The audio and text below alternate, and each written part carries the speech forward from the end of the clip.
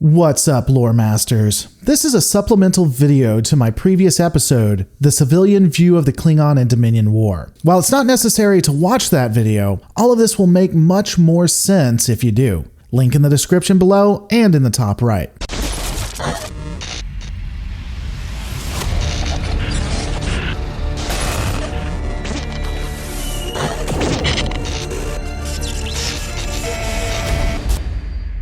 Ultimately, there are a few things that I wanted to expand on as they address questions that DS9's Nor the Battle Too Strong bring up. First is the attack on Agilon Prime. This can be perplexing. Agilon Prime, as far as the research I can find, is near the Klingon Federation border.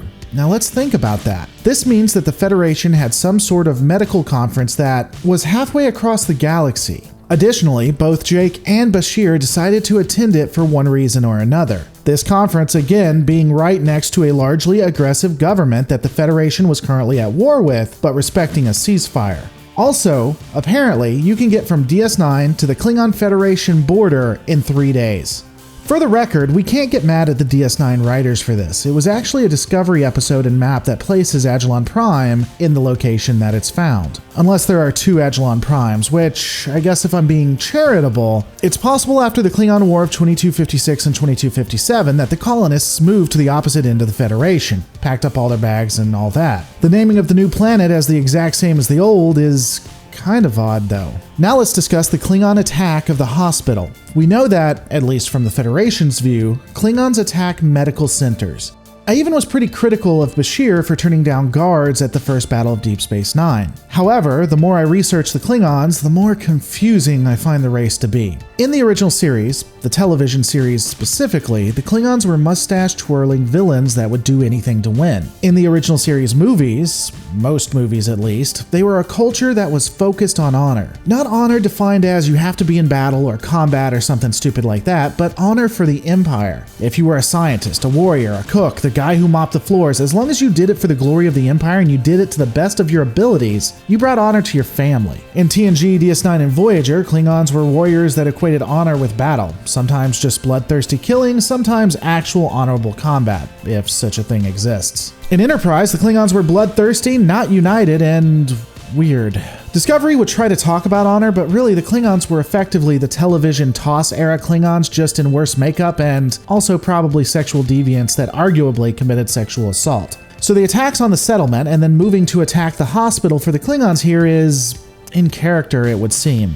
The Klingons justify it to themselves that by killing those in their bed in combat, they are giving them an honorable death, and they're probably doing the same for all of the different staff, just neutralizing combatants. The more I watch and study the Dominion War arc, which includes the Klingon War, the less impressed with the Klingons I am during this era. You can truly see the corruption and decay of the Empire. Honestly, even though it disappoints me, it's really good writing because it does make me feel something. In fact, the entire war, all of this death, is needless and useless as we've discussed. Many attribute this war to the pride of Gowron, but I think that's wrong. It's probably that the Empire is so brittle, its infrastructure so weak, that Gowron knows if he has to admit that the war with the Federation was a mistake, he would be dethroned. So, he has to continue the war to stay in power, because the Empire can't stand a leader that made the best choice for the Alpha Quadrant in the end, if it means that leader was wrong. Another theory that I recently read from a commenter is that the ceasefire was broken by a rival house of Gowron wishing to weaken his stance. Which, while there's evidence that Gowron has rivals that would do this and want to depose him, we don't have confirmed evidence of it. That said, I don't hate the idea. It may be the case and would be an interesting expansion on the story if CBS decided to do it.